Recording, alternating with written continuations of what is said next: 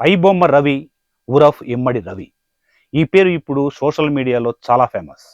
ఐబొమ్మ రవిని ఇప్పుడు హీరోగా చూస్తున్నారు. ఐబొమ్మ రవి విదేశాల నుంచి హైదరాబాద్‌కి వచ్చాడు.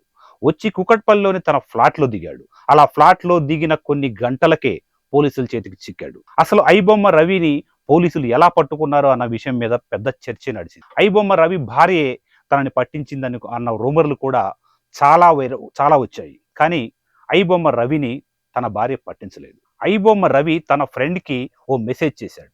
ఆ మెసేజ్ పోలీసుల చేతికి చిక్కింది. ఎందుకంటే ఆల్రెడీ పోలీసులు ఆ ఫోన్‌ని ట్యాప్ చేశారు.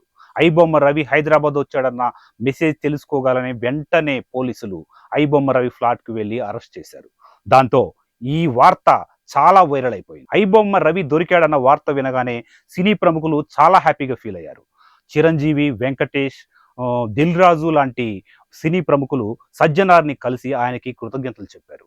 అయితే ఐబొమ్మ రవి ఎలా దొరికాడు ఏంటి అనే దీని మీద చర్చ నడుస్తుంటే సినీ ప్రముఖులు మాత్రం చాలా హ్యాపీగా ఫీల్ అయ్యారు. ఐబొమ్మ రవిపై సినీ ప్రముఖులు విరుచుకుపడ్డారు.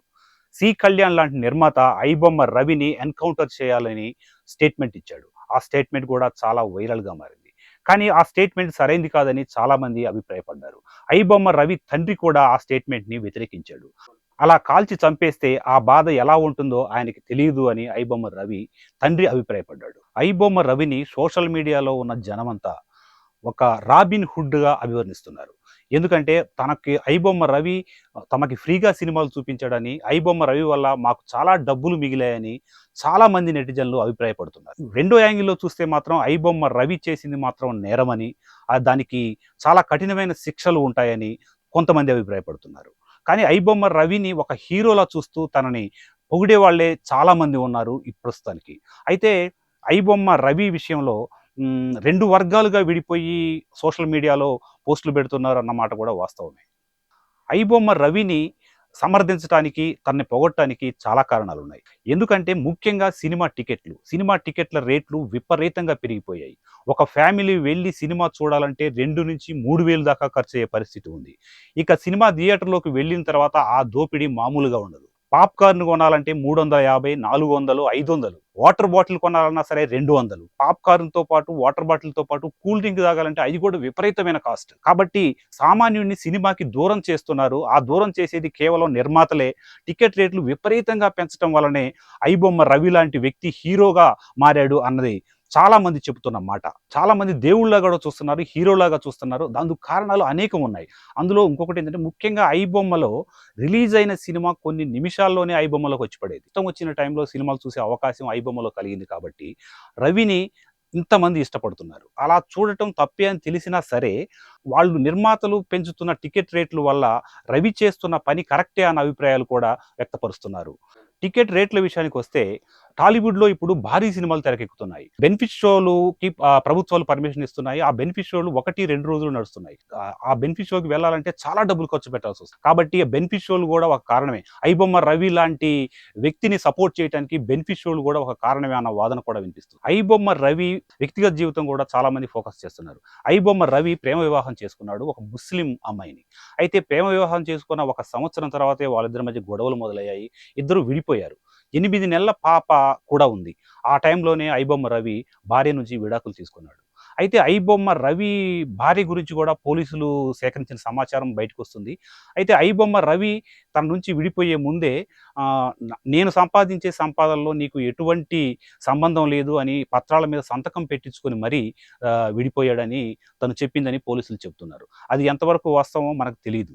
ఐబొమ్మ రవి ఈ పైరసీ వీడియోల ద్వారా 30,00,00,000 దాకా సంపాదించాడని పోలీసులు చెప్తున్నారు.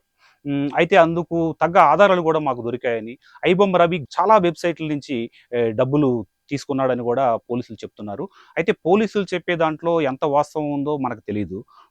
అయితే దాని మీద మనం కామెంట్ చేయడం మంచిది కాదు. అయితే ఐబొమ్మ రవి మాత్రం బెట్టింగ్ యాప్స్‌ని ప్రమోట్ చేశాడని, అలాగే గేమ్ యాప్స్‌ని గూడా కొన్నిటిని ప్రమోట్ చేసి, వాళ్ళ ద్వారా కోట్లాది రూపాయలని తను తీసుకున్నాడని పోలీసులు చెప్తున్నారు. అయితే ఇంత నెగెటివ్ పాయింట్స్ ఉన్నా సరే రవి మీద మాత్రం నెటిజన్లు, జెన్జీ కిడ్స్ ఇంతవరకు కూడా అతని మీద నెగిటివ్గా ఉండటం లేదు. ఎందుకంటే ఆ నెగిటివ్ థింకింగ్ అనేది వాళ్ళు చేయటం లేదు. ఎందుకంటే మాకు ఫ్రీగా సినిమాలు చూపించాడు. సినీ పరిశ్రమ ప్రముఖులు మా డబ్బులను దోచుకుంటున్నారు. రవి లాంటి వాళ్ళు ఫ్రీగా మాకు సినిమా చూపిస్తున్నారు. అతను సంఘసేవ చేస్తున్నాడు అనేవాళ్ళే చాలామంది ఉన్నారు. కానీ అది మాత్రం కరెక్ట్ కాదు. కానీ 2 యాంగిల్స్‌ని పరిశీలించి చూస్తే మాత్రం రవిని మెచ్చుకునే వాళ్ళ సంఖ్య ఉన్నప్పటికీ కూడా అలా ఒక్క నిర్మాతలకి విపరీతమైన నష్టం రప్పించే పనులు చేయటం, అది క్రైమ్‌తో సమానం. అలాంటి క్రైమ్ చేసిన వాళ్ళకి చాలా పెద్ద శిక్షలే ఉంటాయని లాయర్లు చెప్తున్నారు. మరి రవికి ఎలాంటి శిక్ష పడుతుంది అనేది మాత్రం వేచి చూడాలి. ఇంకా ఇంట్రాగేషన్ జరుగుతూనే ఉంది. రవి మాత్రం తనకి సంబంధించిన కొన్ని ఆధారాలు మాత్రం ఇంతవరకు దొరకలేదు. రవి ఏమి అడుగుతున్నా సరే తప్పించుకుంటున్నాడు. సమాధానం సరిగ్గా చెప్పట్లేదు అని పోలీసులు చెప్తున్నారు. అసలు రవి పోలీసులకు ఇచ్చిన సమాచారం ఏంటి? అందులో ఎంతవరకు క్రైమ్‌కి సంబంధించిన ఆధారాలు దొరికాయి అనేది తెలియాలి. ఇక ఐబొమ్మ రవి కేసుని లాయర్ సలీం డీల్ చేస్తున్నారు. ఇది చాలా ఆసక్తికరంగా ఉండే విషయం. లాయర్ సలీంకి సోషల్ మీడియాలో విపరీతమైన మద్దతు వస్తుంది. సలీంకి పాలాభిషేకం చేస్తామంటూ రవి ఫ్యాన్స్ అతనికి మెసేజ్‌లు ఫార్వర్డ్ చేస్తున్నారు. అయితే ఆ సలీం చెప్పే మాటలు ఏంటంటే, నేను ఇంత రెస్పాన్స్ ఎక్కడా చూడలేదు. నేను ఇన్ని కేసులు వాదించాను గానీ నాకు ఇంతగా రెస్పాన్స్ ఎప్పుడు రాలేదు. జనం అసలు తలా ₹1 ఇచ్చి మేము కోట్లాది రూపాయలు, కోటి రూపాయలైనా 10 కోట్లైనా మీకు ఇస్తామని జనం చెప్తున్నారు. మెసేజ్‌లు వస్తున్నాయని సలీం చెప్తున్నారు. అయితే ఈ సలీం అనే వ్యక్తి మామూలు వ్యక్తి కాదు. జగన్ కోడికత్తి కేసుతో పాటు జగన్ గులకరాయి కేసును కూడా ఇతనే వాదించాడు. ఆ కేసులో నిందితులుగా ఉన్న వాళ్ళకి బెయిల్ ఇప్పించింది కూడా సలీమే. సలీం ఏం చెప్తున్నారంటే, లీగల్ గా రవిని మాత్రం ఏమీ చేయలేరు, చాలా ఈజీగా బెయిల్ వస్తుంది, ఆల్రెడీ నేను బెయిల్ కి అప్లై కూడా చేశానని సలీం చెప్తున్నారు. ఇప్పుడు రవి హీరోనా విలనా అన్న ప్రశ్న వేసుకుంటే కొంతమంది రవిని హీరోగా చెప్తున్నారు. మరికొంతమంది మాత్రం, ముఖ్యంగా సినీ ప్రముఖులు మాత్రం రవిని భయంకరమైన విలన్ గా చూస్తున్నారు. అయితే ఈ రవి కథ ఇంకా ఎటు వెళ్తుందో, రవికి ఎలాంటి శిక్ష పడుతుందో, రవికి వెంటనే బెయిల్ ఇచ్చి బయటకు వస్తాడా, ఇలాంటి విషయాలు తెలియాలంటే మనం వెయిట్ చేయాల్సిందే.